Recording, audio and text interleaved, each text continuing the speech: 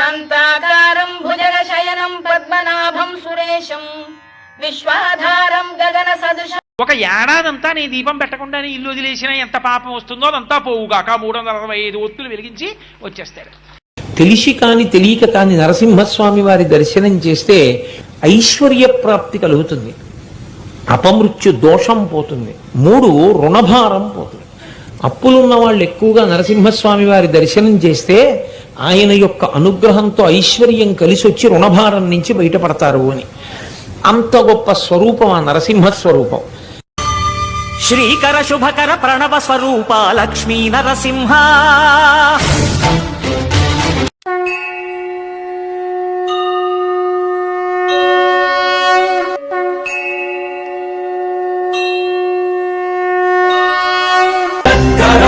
జిహ్వికా కఠోర దంశ్రికా ప్రదీప్త దిగ్విదిక్